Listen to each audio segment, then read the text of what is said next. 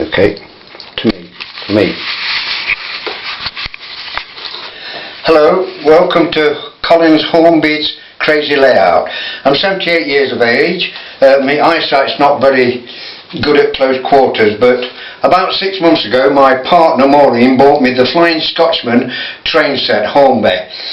So we set the track up, put it on the carpet and ran it, and it was okay, but it didn't look very good just on the carpet, so I decided to build a bit of a railway. Just have a scan round and that's it. That's Maureen looking at the video. Now, okay, now back to me. On the boxes it says DCC ready. I didn't know what that meant at the moment, but what I do, I just get the engine out of the box, put it onto the tracks and play with it. I've seen lots of videos on YouTube of some absolutely marvellous layouts where some men have took years and years to build these marvellous layouts. I've neither got the patience, the experience, the knowledge and know-how, nor the electrical knowledge to do it, but I had a go. So when I've took the train out, I then look at the box.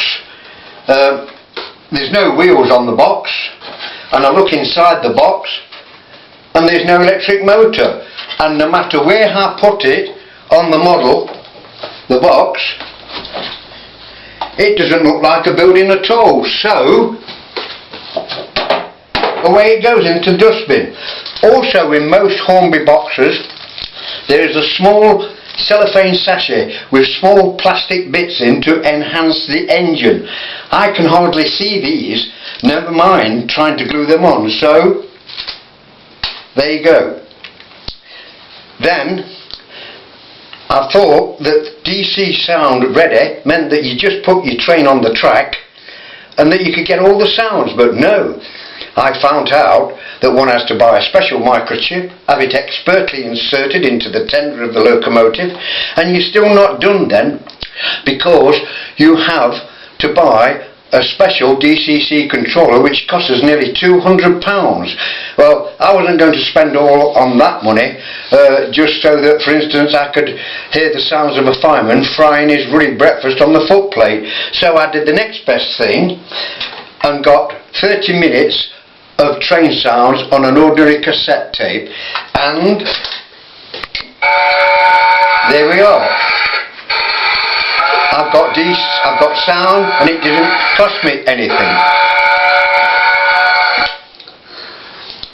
The next thought that I wanted to do was put some lights on some of my models, but after looking at all the wiring that one needed and the expense of the little lights at railway shops, I became capable of doing it. So I went to my local Wilkinson store and for £4 bought a strip of Christmas tree fairy lights with about 50 lights on. I just drilled a few holes underneath some of the buildings and pushed them through, and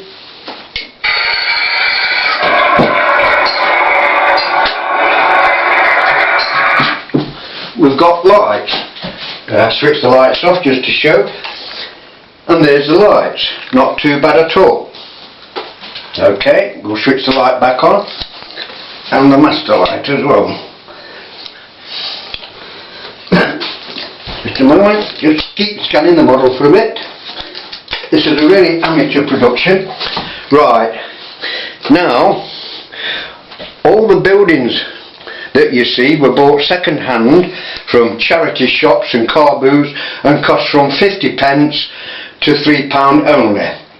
It's the same as all the vehicles, which are cars, lorries, vans, diggers and tractors. They were from charity shops from 5 pence to 20 pence only. Okay, now I'm going to take the camera over from off Maureen. There she is. There's my partner who bought the fly, and I'm going to show you 4 famous locomotives. The first locomotive there it is, the Rocket. I call it the Killer Rocket because for 2 reasons.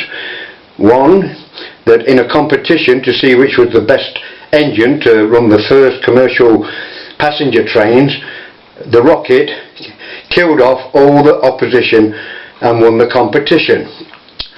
And on its opening day, the second reason why it's called a killer rocket is because on the official opening day, the then Prime Minister, none other than the Duke of Wellington, attended the opening ceremony along with a Mr Housley, I believe, an MP for Liverpool. Mr Housley stepped out of his carriage to cross the tracks to shake hands with the then Prime Minister. The rocket came down and he was knocked over, sent to hospital, but died the next day. Well, that's the end of part 1 video of my crazy model layout. More to follow.